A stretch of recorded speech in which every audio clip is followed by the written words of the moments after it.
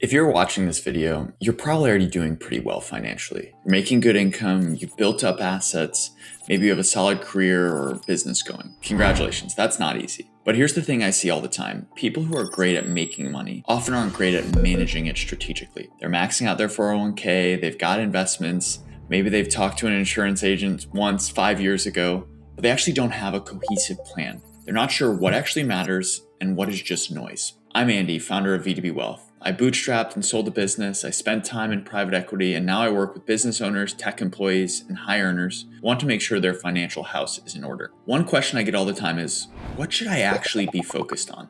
So today I'm going to walk through the 10 money decisions that matter most if you're already doing well. Now, these are not get-rich-quick schemes. They're not the hottest stock tips. These are foundational decisions that determine whether you build real lasting wealth or whether you stay on the treadmill forever. Let's dive in. Decision 1, spend less than you make. This sounds obvious, right? But you'd be shocked how many smart, successful people violate this rule. You might think it gets easier the more money you make, but it doesn't. In fact, it often gets harder. You upgrade your house, your cars, your lifestyle, and suddenly you're making 300, 500K, maybe even $1 million, and you still feel like you're living paycheck to paycheck. Here's my favorite tip. If you get a big raise, a promotion, or some windfall, pretend like it didn't happen for the first 6 months. Keep living on your old budget and save the difference. Then after 6 months, if you want to upgrade something, do it intentionally with a portion of the increase, but lock in your higher savings rate first. The muscle you need to build is this. As income goes up, savings rate goes up faster than lifestyle. If you can do that, everything else gets easier. If you can't do this, if you're spending every dollar you make or more, nothing else on this list matters. You're running in place. Decision number 2, get your account structure right. What I mean by this is you need the right mix of tax-advantaged and taxable accounts. You need to be using them strategically. Here's what a well-structured plan usually looks like. You have tax-deferred accounts. This would be your 401k, your IRA, and a solo 401k or a solo IRA if you're self-employed. You get a tax deduction now, it grows tax-deferred, and you pay taxes when you withdraw in retirement. It's great for high earners in their peak earning years. Tax-free accounts, Roth accounts, as well as HSAs if you're using it as a long-term investment account. You pay taxes now, but withdrawals are tax-free in retirement. This is huge for tax diversification. Then you have your taxable brokerage accounts. There's no tax breaks, but it's total flexibility. You can contribute as much as you want, no penalties to withdraw, no required minimum distributions. If you're saving beyond your retirement accounts, this is where it goes. You have other accounts. You have 529 for your kids, donor advised funds for charitable giving, trust accounts. The key is balance. You don't want all your money locked up in retirement accounts you can't touch until you're 59 and a half. But you also don't want to pay unnecessary taxes by keeping everything in taxable accounts when you could be using Roth strategies or even a mega backdoor Roth. And within each account, you need to be tax efficient about what you hold where. Bonds and REITs should be in tax-deferred accounts, stock index funds in taxable accounts where you can benefit from lower long-term capital gains rates. This isn't sexy, but it's foundational. Get your account structure right, and you're setting yourself up for decades of tax-efficient growth. Decision 3, own equity. If you want long-term freedom, you need to own assets that grow. Stocks, businesses, real estate. You cannot build wealth sitting in cash or bonds alone. I get it. Cash feels safe, bonds feel stable, it's the easy route, but over the long run, they lose to inflation. A 4% bond yield sounds nice until you realize inflation is 3%, taxes eat another chunk, and you're left with barely any return. Equity and private businesses, stocks, and real estates are how you build wealth over time. Yes, they're volatile. Yes, they go down, but over 10, 20, 30 years, they massively outperform everything else. So here's the rule. If you have money you don't need for at least 5 years, it should be invested in equities. If you're in your 30s, 40s, or 50s and you're holding 50% cash or bonds because it feels safe or you've just forgotten about it in your checking account, you're making a mistake. You're giving up decades of compounding growth. Now, I'm not saying go 100% stocks with zero cash. You need an emergency fund, whether that's 3 to 6 months of expenses in cash. And the closer you get to retirement or a specific goal, you may want to dial back risk. But if you're already doing well and you're still young in your mid-career, your default should be equity heavy. Nobody retires by keeping everything in a savings account. Decision 4, ignore 99% of financial media. Most financial headlines are designed to make you panic, click, and feel like you need to do something immediately. Markets plunge, recession fears. Is this the end of the bull market? Here's the truth. No one knows what the future is going to hold, but none of this helps you build wealth. The best investors are not the ones glued to CNBC or refreshing their portfolio every hour. The best investors are the ones who set a strategy, stick to it, and ignore the noise. There's actually a famous study that found the best performing investors were either dead or had forgotten that they had their accounts. Why? Because they didn't react emotionally to every market swing. So my advice, limit how much financial media you consume. Maybe check your portfolio once a quarter quarter or once a month. Read 1 or 2 trusted sources for broad market context, but don't let daily headlines dictate your strategy. If your investment plan changes every time someone on TV gets dramatic, it's not an investment plan. Decision 5, diversify. This is one of those things everyone knows, but not everyone actually does. Diversification means spreading your risk across different asset classes, geographies, sectors, and individual investments. It means not betting your entire net worth on one stock, one property, one business, or one idea. I see this mistake all the time with tech employees who have 70% of their net worth in their company stock, or even business owners who have everything tied up in their business. Or you're a real estate investor, you may have 5 rental properties, but they're all in the exact same neighborhood. When things are going well, concentration feels great. But when things go wrong, it can be devastating. So here's the rule. I don't like to have any single stock or investment more than 10 to 15% of your portfolio. No single asset class should dominate. If you have a large concentrated position, company stock, founder shares, big real estate holdings, you should have a plan to diversify that over time. Yes, you might pay some taxes. Yes, you might miss out on upside, but you're also protecting yourself from a catastrophic loss. And over the long run, diversification wins. Don't confuse concentration with conviction. Decision 6. Understand your goals. This might be the most important one on the list, and it's the one people skip most often. Investing for retirement is different than investing to buy a house in 3 years. You wouldn't train for a marathon the same way you train for a sprint, yet most people just throw money into accounts without thinking about what they're actually trying to accomplish. So here's what you need to do. Sit down, define your goals, and I don't want these to be vague things like I want to be rich or I want financial freedom. I think specific goals are what's needed. What age do you want to retire? What does your retirement look like? What are you going to spend in retirement? Do you want to buy a vacation home? How much do you need for retirement? Do you want to fund your kids' college? Do they want to go to private or public school? How many kids? Do you want to start a business or take a sabbatical? Once you know your goals, you can build a portfolio that matches them. Short-term goals get conservative investments, high-yield savings, short-term bonds, while long-term goals get aggressive investments, stocks, real estate, private markets. This is what I mean by goals-based investing. And if you're not clear on your goals, that's okay. But that's the first conversation you need to have with yourself or with an advisor before you do anything else. Decision 7, use time to your advantage. Compounding is the closest thing we have to financial magic. It's the reason why someone who starts investing at 25 and stops at 35 can end up wealthier than someone who starts at 35 and invests until 65, even if the second person contributes more money. Time is your biggest asset. The earlier you start, the less you have to save, and the more forgiving the process is. But here's the flip side. You can't get time back. If you're 40 and you've been sitting on cash for the last 10 years, you've lost a decade of compounding. That's gone. You can't make it up. So the action here is simple. Just start now, not next month, not after you figure things out, not after the next market correction or the next election. Just start today. Even if you don't have a perfect plan, get money into the market. Open a brokerage account, set up automatic contributions, buy a diversified index fund, and let it sit. Consistency beats perfection. Start early and let the compounding do the heavy lifting. Decision 8, avoid emotional decisions. This ties back to ignoring financial media, but it's worth calling out on its own. When markets drop 20%, your gut reaction is going to be, I need to sell before it gets worse. When markets are up 30%, your gut reaction is, I need to buy more before I miss out. Both of those are emotional decisions and both are wrong. The best thing you can do when markets drop is nothing. Keep investing, keep with your strategy, and don't sell. The best thing you can do when the markets rise is also nothing. Don't chase performance. Don't suddenly dump everything into whatever sector is hot. The stock market is a device for transferring money from the impatient to the patient. Your job is not to be right today. Your job is to be positioned well for the next 10, 20, 30 years. That means tuning out the short-term noise and sticking to your plan. If you find yourself constantly checking your portfolio, making changes, just stop. Set up automatic contributions, rebalance once or twice a year, and otherwise leave it alone. Decision 9, get your insurance and estate plan right. This is the unsexy stuff that everyone puts off, but it's critical if you're already doing well. For insurance, you should really consider 3 types. Disability insurance, your ability to earn income is your most valuable asset. So if you can't work, what happens? Most employer policies are not enough, so get individual coverage if you think this is relevant. An umbrella liability insurance, if you have assets, you're a target for a lawsuit. $1 to $2 million umbrella policy costs a few $100 a year and protects you from a bunch of liability. And life insurance. If you have dependents and you don't feel comfortable self-insuring, you may need term life insurance. Don't overthink it, just get it done. There is long-term care insurance, which is a much more nuanced topic I'll probably talk about in a separate video. On the estate planning front, if you don't have a will, a trust, durable power of attorney, and healthcare directives, you're probably leaving your family in a terrible position if something happens to you. Wills and trusts control how your assets are distributed. Power of attorney is for financial decisions if you're incapacitated, and healthcare directives for medical decisions. If you have kids, your children need guardians designated. If you have significant assets, you might want to go for more advanced strategies, irrevocable trusts, life insurance trusts, gifting strategies. And don't forget, review your beneficiary designations. 401ks, IRAs, and life insurance beneficiaries override your will, so make sure they're up to date. I get it, this stuff is uncomfortable to think about, but it's so important for you to do for your family.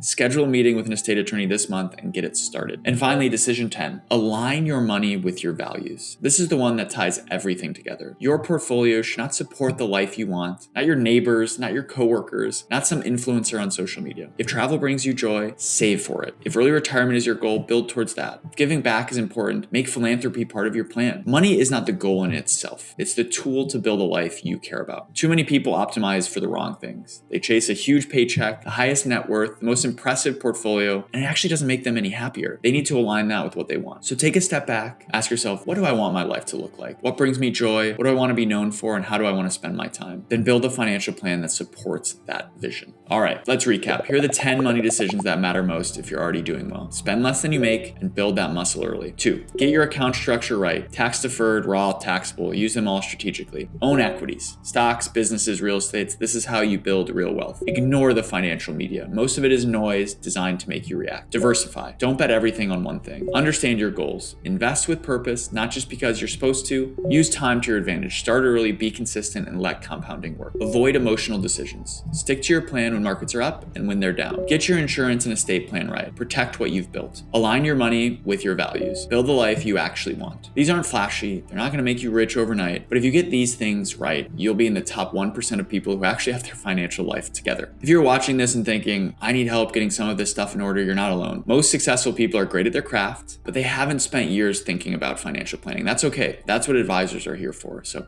at VDB Wealth, we work with business owners, tech employees, and high earners who want to make sure they're making smart decisions with their money. If you want to talk through your situation, feel free to reach out. Thanks for watching. If you found this helpful, I'd appreciate a like or subscribe. I'll keep putting out content on wealth building, tax strategy, and financial planning. If there's a topic you'd like me to cover, drop it in the comments. Thanks again, and I'll see you in the next one.